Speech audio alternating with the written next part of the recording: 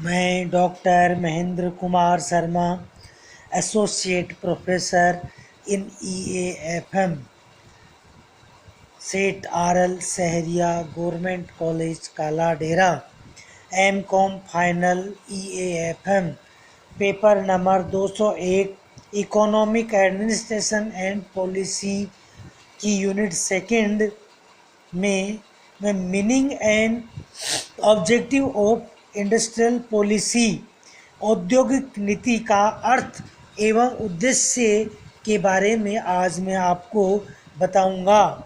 प्रिय विद्यार्थियों, आज मैं औद्योगिक नीति का अर्थ और उद्देश्यों पर प्रकाश डालता हूँ। किसी भी देश का तीव्र गति से आर्थिक विकास करने के लिए उसका औद्योगिकीकरण आवश्यक है। औद्योगिकीकरण केवल उद्योग धंधों के विकास में ही सहायक नहीं है, बल्कि इससे कृषि, व्यापार, यातायात, विदेशी व्यापार, रोजगार, राष्ट्रीय आय इत्यादि में विकास को भी प्रोत्साहन मिलता है। राज्य द्वारा औद्योगिकीकरण की स्वस्थ परंपराएं स्थापित करने, नियंत्रण करने, मार्गदर्शन देने, नियमन करने एवं तीव्र विकास करने के लिए औद्योगिक नीति की आवश्यकता होती है। किसी भी देश की औद्योगिक नीति सरकार की विचारधारा एवं सिद्धांतों से प्रभावित होती है। औद्योगिक नीति देश के औद्योगिक विकास का ढांचा तैयार कर देश को स्वावलंबी एवं समृद्ध बनाने में सहायक होती है। इसलिए सरकार की औद्योगिक नीति सुपरिभाषित, स्पष्ट एवं प्रगतिशील होनी चाहिए तथा उसका निष्ठापूर्वक पालन किया जाना चाहिए। अब मैं औद्योगिक नीति के अर्थ पे प्रकाश डालता हूँ। औद्योगिक नीति का अर्थ इस प्रकार है। औद्योगिक नीति का तात्पर्य सरकार द्वारा दी जाने वाली औपचारिक घोषणा से है, जिसके द्वारा सरकार उद्योगों के प्रति अपनाई जाने वाली सामान्य नीतियों का उल्लेख करती है। किसी भी औद्योगिक नीति के मुख्य रूप से दो भाग हैं। प्रथम, सरकार की विचारधारा जो औद्योगिकीकरण का स्वरूप निश्चित करती हैं, तथा द्वितीय, इसको कार्यान्वित करने वाले नियम तथा सिद्धांत को इस नीति के पीछे विद्यमान विचारधारा को निश्चित स्वरूप प्रदान करते हैं। इस प्रकार औद्योगिक नीति एक व्यापक अवधारणा है जो उद्योगों की स्थापना और कार्यप्रणाली के लिए नीति संबंधी ढांचा और मार्गदर्शन प्रदान करती है। स्वतंत्रता प्राप्ति के से पूर्व भारत की औद्योगिक नीति ब्रिटिश सरकार की नीति भारतीय उद्योगों के प्रति उपेक्षापूर्ण ही नहीं अपितु विद्वेषपूर्ण थी। ईस्ट इंडिया कंपनी ने प्रारंभ में निर्यात उद्योगों को प्रोत्साहन दिया, परंतु ब्रिटेन में इस नीति का तीव्र विरोध किया गया। इस कंपनी ने अपनी नीति में परिवर्तन किया जब भारत की राजसत्ता ब्रिटिश सरकार के हाथ में चली गई। तब यहाँ पर मुक्त व्यापार नीति का पालन किया गया। इस नीति के कारण ब्रिटेन के उद्योगों की प्रतिस्पर्धा में हमारे विश्वविख्यात गृह एवं लघु उद्योग नहीं ठहर सके और क्रमशः नष्ट हो गए। भारत के प्रति ब्रिटेन की आर्थिक नीति को इन शब्दों में व्यक्त किया जा सकता है कि हमारी आर्थिक नीति का ये सामान्य सिद्धांत की है कि इंग्लैंड का बना हुआ माल भारत में बेचा जाए, जिसके बदले में भारत का कच्चा माल खरीदा जाए। प्रथम विश्व युद्ध के समय इस नीति में परिवर्तन हुआ। युद्ध की आवश्यकताओं के लिए उत्पादन बढ़ाने का प्रयत्न किया गया। सन 1916 में औद्योगिक संभावनाओं की जांच के लिए औद्योगिक आयोग की नियुक्ति की गई।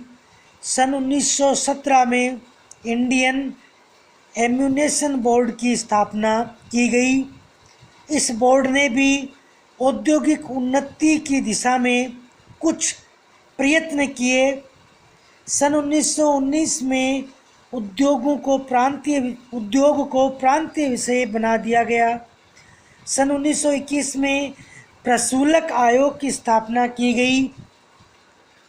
इसकी सिफारिशों के आधार पर भारतीय उद्योगों के लिए विभेदात्मक संरक्षण नीति अपनाई गई, जिसके अनुसार पूर्व निश्चित सिद्धांतों को ध्यान में रखते हुए कुछ चुने हुए उद्योगों को संरक्षण प्रदान करने का निश्चय किया गया। द्वितीय विश्व युद्ध काल में भारतीय उद्योगों को प्रोत्साहन मिला।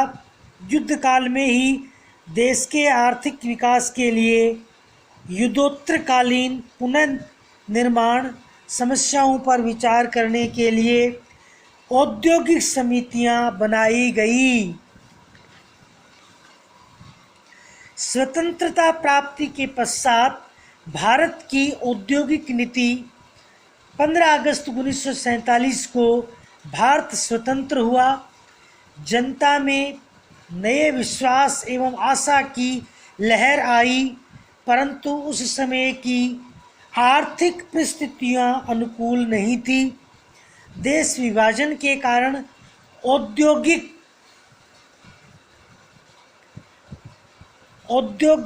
व्यवस्था अस्त व्यस्त हो गई। फलस्वरूप औद्योगिक उत्पादन कम हो गया, मूल्य स्तर में वृद्धि हुई और औद्योगिक अशांति बढ़ने लगी। इस अनिश्चितता तथा अशांति को दूर करने के लिए सितंबर 1947 में एक औद्योगिक सम्मेलन पर विचार किया गया तथा सरकार के समक्ष उत्पादन व संपत्ति का उचित वितरण करने, देश में उपलब्ध साधनों का समुचित उपयोग करने, केंद्रीय नियोजन एवं निर्देशन की आवश्यकता, केंद्रीयकरण पर रोक, सामाजिक न्याय, उन्नत जीवन स्तर व उद्योगों को 3 श्रेणियों में विभाजित करने की सिफारिश की गई। अतः इस प्रकार से स्वतंत्रता से पूर्व और स्वतंत्रता के बाद में भारत की औद्योगिक नीति में इस प्रकार से प्रयास किए गए और इसके बाद में मैं औद्योगिक नीति के उद्देश्यों पर प्रकाश डालता हूं या उनके उद्देश्यों के बारे में आपको बताता हूं।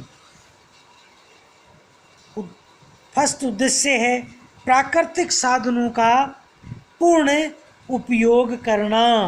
औद्योगिक नीति का फर्स्ट उद्देश्य है कि किसी भी देश की अर्थव्यवस्था के प्राकृतिक साधनों का पूर्ण उपयोग किया जाना चाहिए। सेकंड है औद्योगिक उत्पादन में वृद्धि करना।